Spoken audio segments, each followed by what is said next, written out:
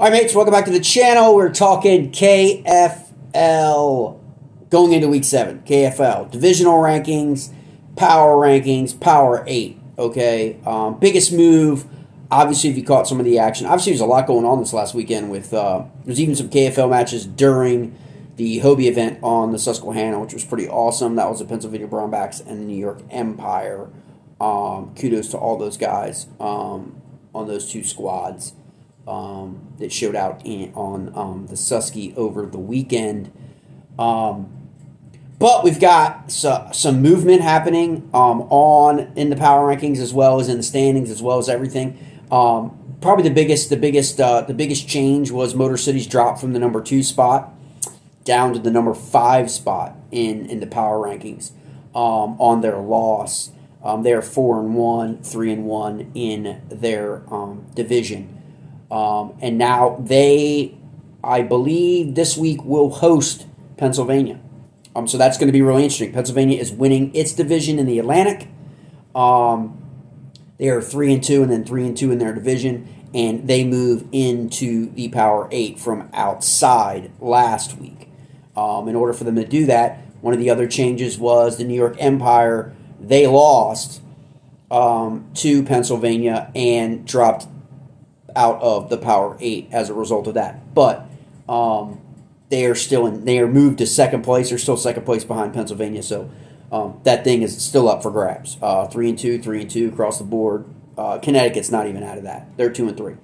So it's interesting. But so let's start with the divisional, okay? Because I get people. One of the biggest questions someone asked me about KFL, because they know I follow it, okay, and a lot of people don't really follow it. They kind of just catch the stuff that happens on social media and stuff. But I try to kind of follow it. I do like metrics, the little stuff, plug it in, let it run, let the quantitative stuff run in a little program about it. And it's kind of funny when people ask me, like, who's the best, what's the best division in the KFL? And literally you're going to get umpteen answers, right? So it's interesting to try and just dial it down to one simple method.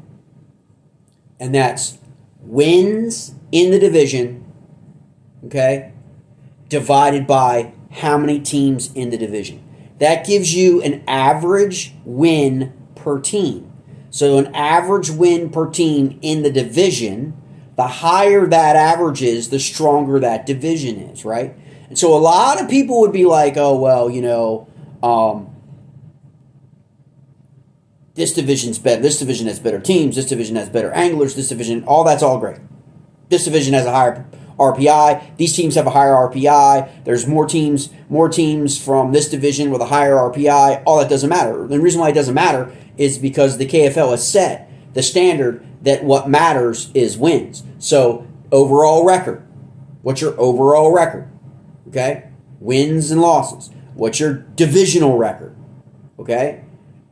Then what's your head-to-head record? And then what's your point spread, points for versus points against? So what you saw this week is some real, and I don't understand it, but hey, look, people use other modeling. That's great. That's fine for them. It's their league. They can do whatever they want. Doesn't make any sense to me that you can have the Warhawks above Arkansas right now in what was released as, if the playoffs were today, how do you seed the Warhawks? Okay, higher than the Arkansas Hawks. It makes no sense. If your true measure is in that order. Overall record, Arkansas is 4-1, Washington is 4-1. Okay, they're tied. Divisional record, Washington is 3-0. Okay, they're undefeated in their division. Arkansas is 4-1. So Arkansas has one more win overall in their division than the Warhawks do. Plus, the teams the Arkansas Hogs are playing are better. Like, let's throw that out there, okay? If you just want to break down records, again, use your own methodology of what you have set as the premise for how you see teams in the playoffs. Okay, so let's take it further. Head-to-head. There's no head-to-head yet. Okay? There's no head-to-head between these two teams. Throw that out. Points spread, points for versus points against. Okay? So that should be the last decide. If all things are equal, okay, then, I mean, Arkansas has one more divisional win, but they also have a loss in their division. Okay? They've played 5 games in their division. Okay? Washington's played 3. Washington doesn't even play all of the teams in its division, from what I'm looking at, twice. Arkansas is playing everybody in its division twice. That's how I look at it. I could be wrong, but I'm looking at the schedule. That's what it shapes up to me, unless I miss something. Okay? So the Warhawks are like playing the Motor City twice. Okay? They played the Empire. They're playing the Doom, right? They're not in, meanwhile, I think they played Carolina once. They played Norfolk twice. So, when you look at that is also a factor in. Okay, yeah, they're 4-1. They have 1 loss, but they played 5 games in their division. The Warhawks have only played 3. So even if you don't buy that argument, let's go to points for, points against. Arkansas has 631 points for, 479 points against, which is a difference of 151. So they have a 151 point differential to the good. The Warhawks, 682 points for, 563 points against. That's 118. So Arkansas is beating them, either tied with them or beating them in each metric that's supposed to matter for the playoffs. So I don't understand why some modeling has the Warhawks seated higher for potential playoffs. It doesn't make any sense to me. So when you look at the divisions, again, you take wins and then divide those wins by the number of teams. So the Northeast has 13 wins. They have 5 teams. Their win percentage is 2.6 per team. Okay? The Atlantic has 9 wins, 4 teams, 2.25. The Northwest has 11 wins, 4 teams, 2.75. Okay? Northwest. All right? Northwest is, based on that metric, the Northwest is the best division in the North. In the South, the Piedmont, 11 wins, 5 teams, 2.2. The Southeast, 16 wins, 6 teams, 2.666. And then the Southwest has 10 wins combined with 4 teams, and that's a 2.50. So the South is stronger than the North. If you look at the Southeast is stronger than any team in the North, barely. 2.66 to 2.60. So it's the Southeast and the Northeast at 2.6. But the Northwest is at 2.75. So the Northwest, just based on this, based on games and number of games won and number of teams in the division, with a 2.75 rating, power ranking, the Northwest is the strongest division right now in the KFL. That's how you do it. If it's wins, if wins are what matter, overall record wins. There's your metric, mates. The Northwest is the strongest team in the KFL based on that metric. So who is that? That's the Motor City Ambassadors with 4 wins, the Shiners with 3 wins, the Knights with 3 wins, and then the Hammers have 1 win. Okay? That's how you do that particular power ranking. So you've got the Northwest at 1, the Southeast at 2, the Northeast at 3, and then you're coming down with the Southwest, followed by the Atlantic, and then the Piedmont. So I'm going back to the Warhawks. Based on that metric, their division is the weakest division with a 2.20 ranking, wins versus number of teams in the division. So I don't think you can seed them higher than Arkansas. I don't think they're playing harder teams. I think they're not even playing all the teams in their division twice. It doesn't look like. So, Warhawks are a great team. I'm not dishing on the Warhawks and individual players on that team because I'm friends on Facebook with a couple of those guys on that team. So it's not a bust on them. It's just the metric. I don't understand the metric used to make the Washington Warhawks seated higher than Arkansas for the playoff sake, because it can't just be, we've got no losses in our division and Arkansas has 1 loss. Well, Arkansas has more wins than you in their division, and they're playing all their teams more than once in their division. So I'm not exactly sure how that worked out with the schedule, if that's accurate, because that doesn't really seem balanced, that a team like Arkansas would play everybody in its division twice, more or less. I'm pretty sure they're going to play everybody in their division twice. And then the Warhawks are only playing a few teams in their division once, and then playing Motor City twice, and then playing the Doom outside their division and the Empire outside their division. So I don't know how the scheduling all works out, but it's tough to make a schedule. But that's kind of apples and oranges to me. I still think you got to give the boot to Arkansas. So that is the divisional rankings. Now the individual team rankings for the power rankings for going into week 7. Like I said, Motor City dropped from the second highest power ranked team down to 5 with the loss to the Knights. So they're 4-1 and 3-1 in their division. Number 1 is still Kuza, by far. Okay, 5-0, 3-0 in their division with a 357 points for points against differential. So they got to be the number 1 seed right now. If the playoffs were starting today, they would be the number 1 seed if you looked at it that way. But Granite State is right there. 5-0, 4-0. They got one more win in their division. But the differential crushes them because their differential was only 53 basis points. And Kuza's is like 357. So, again, divisional record, or overall record, 5-0, both. Divisional record, 3-0 Kuza, 4-0 Granite State. Okay? Granite State has played one more game in their division, 4-0.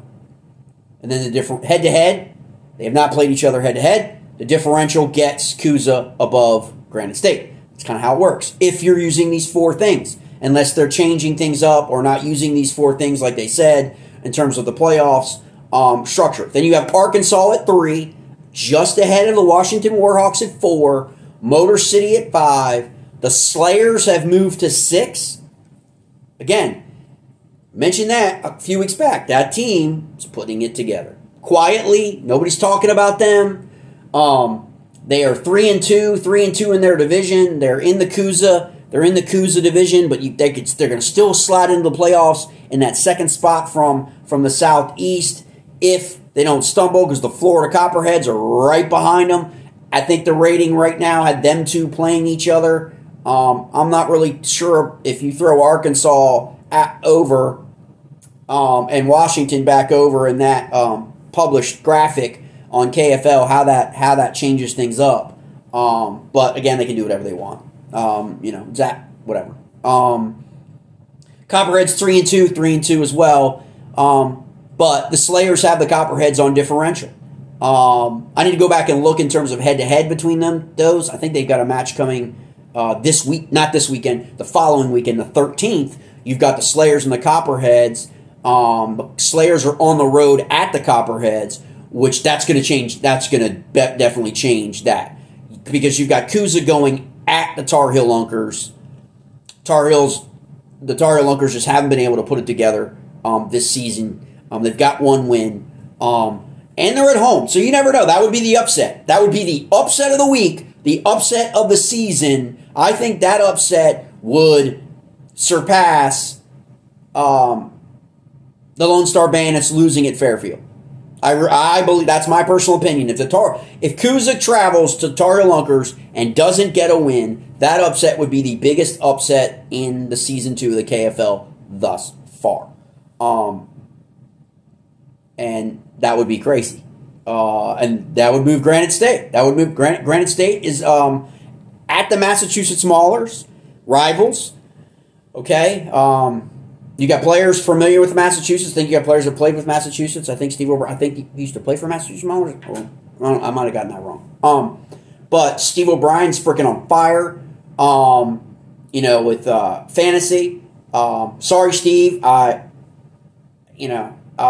Fantasy this week freaking blew me away, man. I had Steve on the outside, Rich Biggie right there, and I went. I don't know exactly what happened. I finished in 12th.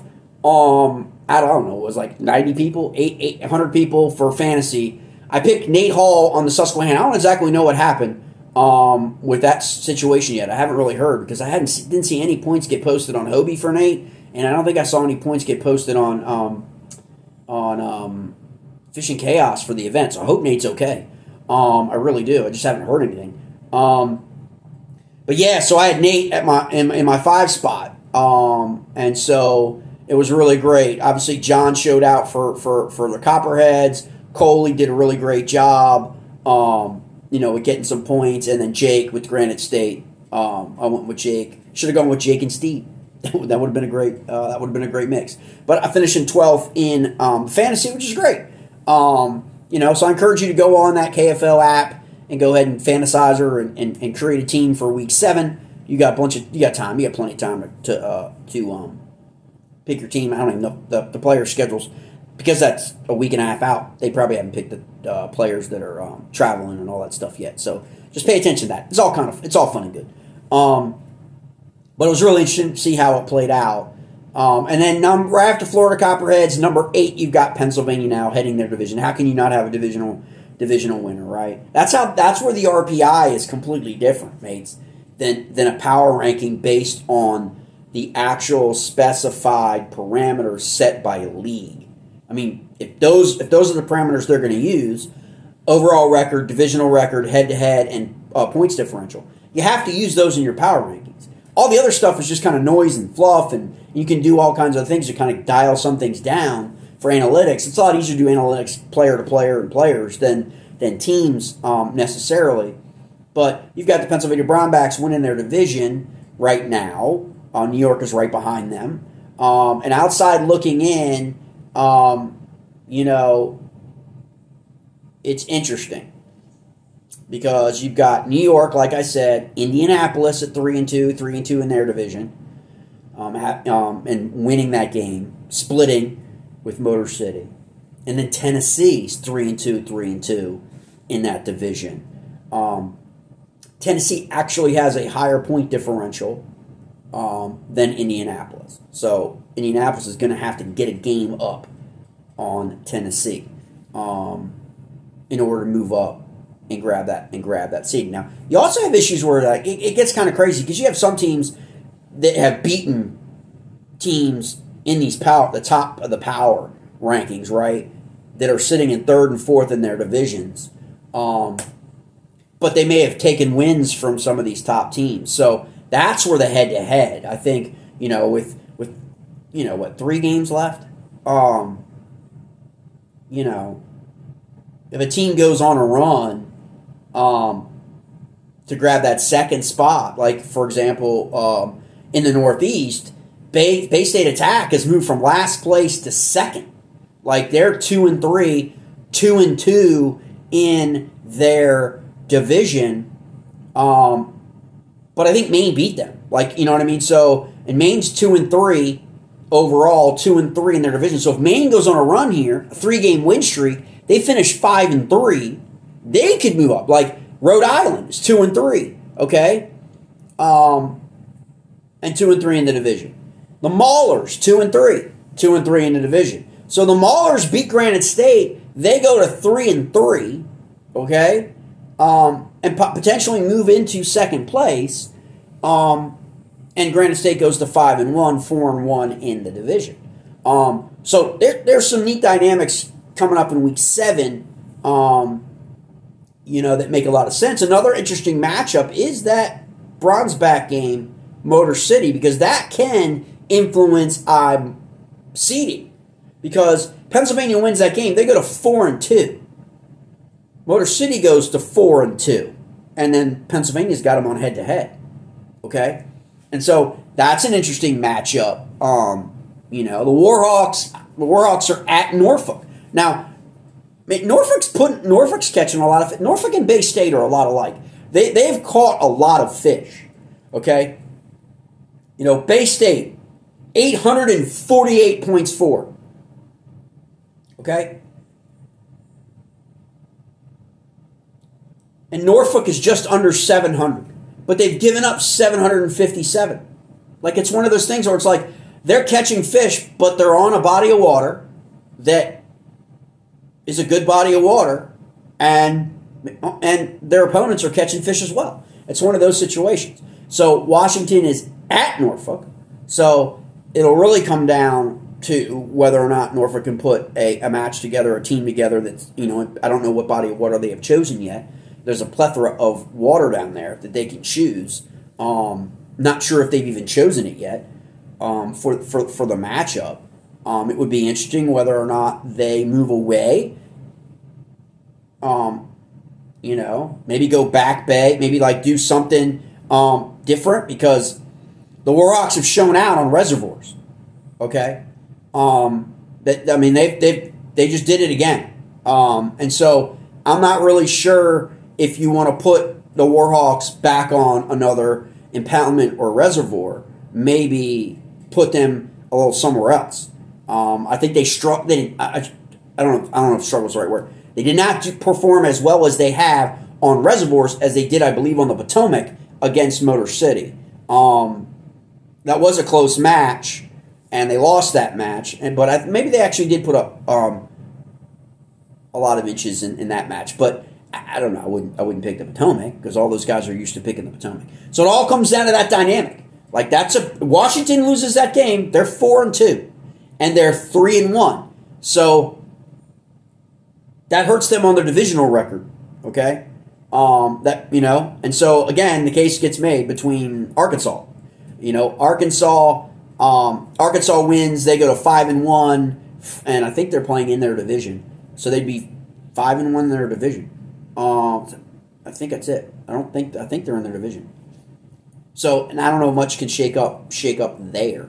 But again, that Slayer Copperhead match, that's the one to watch.